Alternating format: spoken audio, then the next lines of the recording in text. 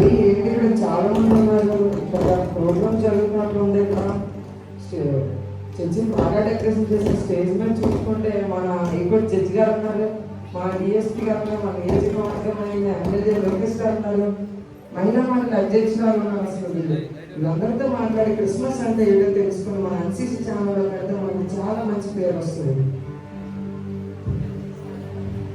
ముందుగా ఈ Christmas వేడుకని anchor అయిన సండే స్కూల్ టీచర్ గారితో మాట్లాడదాం. మేడం నమస్కారం. మేడం అసలు క్రిస్మస్ అంటే చాలా హడావిడిగా జరుపుకుంటారు. మా ఎన్సీసీ ఛానల్ చూస్తున్న వారికి క్రిస్మస్ అంటే ఏంటో చెప్పండి మేడం.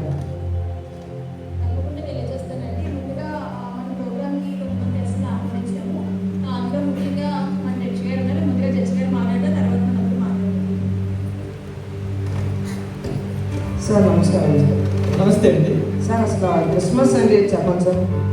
అందరికీ నమస్కారం. ఇక్కడ కూడి వచ్చిన జనాలందరికీ క్రిస్మస్ శుభాకాంక్షలు. వీళ్ళు నన్ను ఏదో క్రిస్మస్ గురించి చెప్పమన్నారు, కానీ నాకేం తెలుస్తుందండి.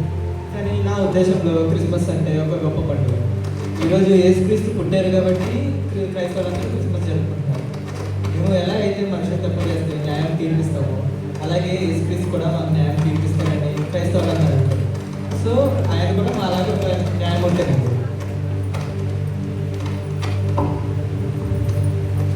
సో ఆయన కూడా మాలాగా ఒక న్యాయమూర్తి. అవి చూసావు కదా, క్రిస్మస్ అంటే యేసుక్రీస్తు న్యాయం తీర్చుతారంట. మన డిఎస్పీ గారిని అడిగి తెలుసుకుందాం. సార్ నమస్కారం. సార్ నమస్కారం సార్. సార్ అసలు క్రిస్మస్ అంటే ఏంటి చెప్పండి సార్. క్రిస్మస్ గురించి చెప్పండి పెద్దగా నాకేం తెలుసండి. నేనంటే ఒక రక్షకుడండి. నేను ఎలాగైతే ఈ లోకంలో ప్రజలందరినీ రక్షిస్తానో, అలాగే యేసుప్రభు కూడా ఒక రక్షకుడుగా ఈ లోకానికి దిగి వచ్చి ఈ మనుషులందరినీ రక్షించడానికే పరలోకం దిగి వచ్చారు. అది క్రిస్మస్ జరుపుకుంటారు. అవి చూసావు కదా, యేసుక్రీస్తు అంటే ఒక రక్షక భటుడు అంట. ఇప్పుడు మన నియోజకవర్గమైన ఎమ్మెల్యే గారు లోకేష్ గారితో మాట్లాడదాం. సార్ నమస్కారం. సార్ నమస్తే అండి. సార్ అసలు క్రిస్మస్ అంటే చెప్పండి సార్. ఏముందండి, క్రిస్మస్ పండుగ కాబట్టి రోజు ఒక దగ్గర మీటింగ్స్ పెడతారు. మేము ఆ మీటింగ్స్కి వెళ్తాము. హ్యాపీ క్రిస్మస్ అని అందరికీ శుభాకాంక్షలు చెప్తాము. ముస్లిమ్స్కి బోలెడు పండుగలు ఉన్నాయి, హిందూస్కి బోలెడు పండుగలు ఉన్నాయి, క్రిస్టియన్స్కి ఇది ఒక పండుగ. ఇది ఒక మంచి పర్వదినం, యేసు ప్రభు పుట్టినరోజు కాబట్టి ఇప్పుడు మనం క్రిస్మస్ జరుపుకుంటాం. అవి చూసావు కదా, క్రిస్మస్ అంటే యేసుక్రీస్తు పుట్టినరోజు అంట. ఇప్పుడు మన మహిళా మండలి అధ్యక్షురాలు సమీర గారితో మాట్లాడి క్రిస్మస్ అంటే ఏంటో తెలుసుకున్నాం. మేడం నమస్కారం. మేడం నమస్కారం. మేడం అసలు క్రిస్మస్ అంటే ఏంటి చెప్పండి. క్రిస్మస్ అంటే ఏముందండి, పిండి వంటలు చేసుకోవడం, పువ్వులు దులపడం, పెయింటింగ్లు వేయడం, కొత్త చీరలు కట్టుకోవడం, నగలు ధరించుకొని చుట్టాలని ఫ్రెండ్స్ని భోజనానికి పిలవడం. ఇదే కదండి క్రిస్మస్ అంటే. ఇందులో విశేషం ఏముందండి? అవి చూసావు కదా, క్రిస్మస్ అంటే కొత్త బట్టలు, నగలు అంటే ఇంటికి పెయింటింగ్ వేయించుకోవడం అంట. ఇప్పుడు మన మధ్యలో మన సండే స్కూల్ టీచర్ గారు వచ్చారు. ప్రతి వారం పిల్లలకి మంచి మంచి వాక్యాలు చెప్తూ, మంచి మంచి పాటలు నేర్పిస్తూ, మంచి కథలు చెప్తున్నారు. ఇప్పుడు వాళ్ళ జీవితం బాగుపడడానికి కారణం సండే స్కూల్ టీచర్. అసలు అలాంటి సండే స్కూల్ టీచర్ గారితో ఒకసారి మాట్లాడి క్రిస్మస్ అంటే ఏంటో తెలుసుకున్నారు. మేడం క్రిస్మస్ అంటే ఏంటో ఒకసారి చెప్పాలి. నేను ఖచ్చితంగా చెప్తానండి. మీరే చెప్పారు కదా మా పిల్లలు కూడా దేవుని తరగతిగా జీవిస్తున్నారని. మా సండే స్కూల్ పిల్లలే చెప్తారు అసలు క్రిస్మస్ అంటే ఏంటి, యేసు అంటే ఏంటి అని వారే మీకు ఎవరైతే చూపిస్తారు. తమ్ముడు అసలు క్రిస్మస్ అంటే ఏంటి చెప్పాలి. క్రిస్మస్ కోసం నాకు ఈ అవకాశం ఇచ్చినందుకు థ్యాంక్స్ అండి. దిగారు చెప్పినట్లే యేసయ్య కూడా న్యాయం తీర్చబడేనండి. మనం పాపం చేసి తీర్పు తీర్చబడి నరకంలోనికి వెళ్ళకుండా యేసయ్య ఈ లోకమునకు వచ్చి మనందరి కోసం తన రక్తములో మన పాపములన్నిటినీ కడిగి వేశారు. యేసయ్యలో యేసుక్రీస్తులో నుండి మరణిస్తే మనం డైరెక్ట్గా పరలోకం వెళ్తామండి. కానీ చాలామంది యేసుక్రీస్తు మతం స్థాపించడానికే వచ్చారంటారండి. ఆయన మతం స్థాపించడానికే వచ్చి ఉంటే ఈరోజు ఇంత ప్రపంచంలో అన్ని దేశాలకు సంబంధించిన ఆయనను ఎందుకు అంగీకరిస్తారండి? మతాలకు అతీతంగా, కులాలకు అతీతంగా ఆయనను ఎందుకు అంగీకరిస్తారండి? మతం అయితే ఒక మతాన్ని స్థాపించడానికే యేసు ప్రభు ఈ లోకమునకు వచ్చి ఉంటే ఈరోజు ఆయనను ఎందుకు అంగీకరిస్తారండి?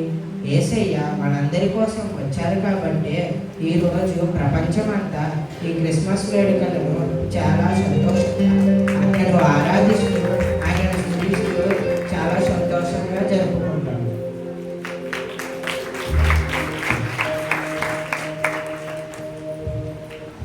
తమ్ముడు అసలు క్రిస్మస్ అంటే నువ్వు చెప్పవా? మన పోలీస్ గారు చెప్పినట్టు యేసుక్రీస్తు రక్షకుడేనండి.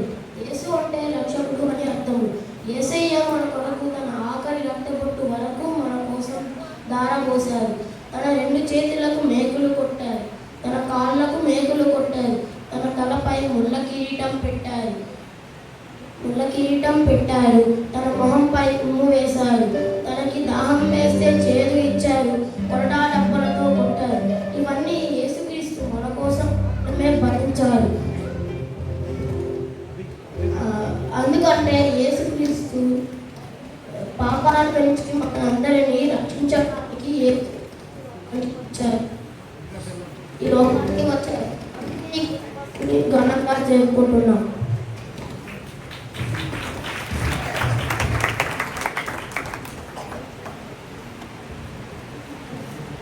అమ్మ అసలు క్రిస్మస్ అంటే నువ్వు చెప్పవా?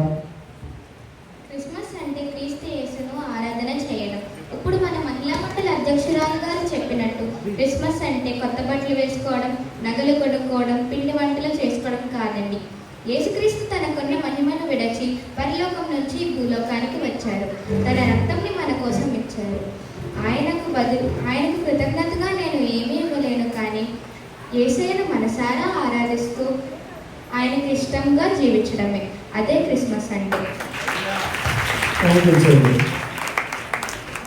నాకు ఒక అవకాశం ఇస్తామండి, నేను విషయం చెప్పాలనుకున్నాను. చెప్పండి జస్సు. నాకు ఇంత జ్ఞానం ఉండి కూడా యేసుక్రీస్తు అలాగా ఒక న్యాయమూర్తి అనుకున్నాను. కానీ ఎప్పుడైతే నేను పిల్లల మాటలు విన్నానో అప్పుడే నేను యేసుక్రీస్తు అంటే ఏంటో తెలుసుకున్నాను. ఈ సర్వ లోకాన్ని తను నోటి మాటతో సృష్టించి మా పాపాలని, మనుషులందరి పాపాలని క్షమించడానికి ఆయన ఈ లోకానికి వచ్చారు. ఆయన ఇంత గొప్ప దేవుడు నేను ఇప్పటివరకు తెలుసుకోలేకపోయాను. సో ఇప్పటి నుంచి నేను కూడా యేసుక్రీస్తు తెలుసుకున్నాను.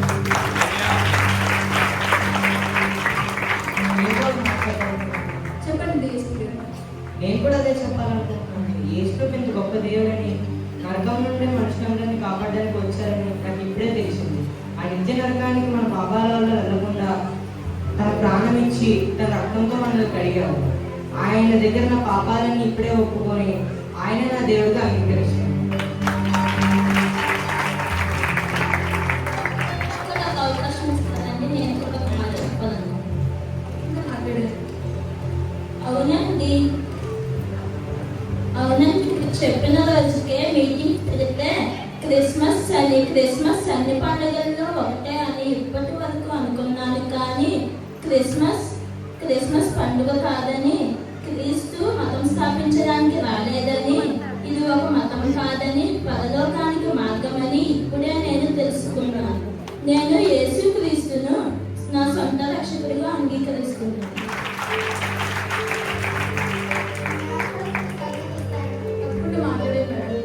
క్రిస్మస్ అంటే పిండి వంటలు చేసుకోవడం, రంగులు ధరించుకోవడం అనుకున్నాను, కానీ చిన్నపిల్లలు చెప్తే తెలిసింది క్రిస్మస్ అంటే దేవుడికి ఆరాధన.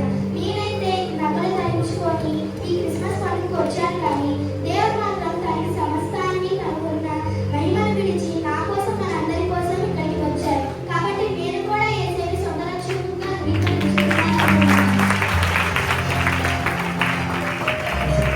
క్రిస్మస్ అంటే నాకు ఏంటో నాకు ఇప్పుడు తెలిసింది. ఎన్ని రోజులు క్రిస్మస్ అంటే అన్ని పండుగల లాంటి పండుగనే అనుకున్నాను. ఇప్పుడు చిన్నపిల్లలు చెప్తున్న మాటలు మన జడ్జి గారు, డిఎస్పీ గారు, ఎమ్మెల్యే గారు, మహిళా మండలి అధ్యక్షురాలు గారు చెప్తే అప్పుడు తెలిసింది నాకు క్రిస్మస్ అంటే ఇప్పుడు నేను యేసుక్రీస్తుని నిజంగా నా సొంత రక్షకునిగా నేను అంగీకరిస్తున్నాను. నా గురించి ప్రార్థించండి. తప్పకుండా మీ అందరి కోసం ప్రార్థన చేస్తానండి. మీరందరినీ కూడా మా పాస్టర్ తీసుకెళ్ళి మా పాస్టర్ నేను ప్రార్థన చేపిస్తాను. అందరూ రండి.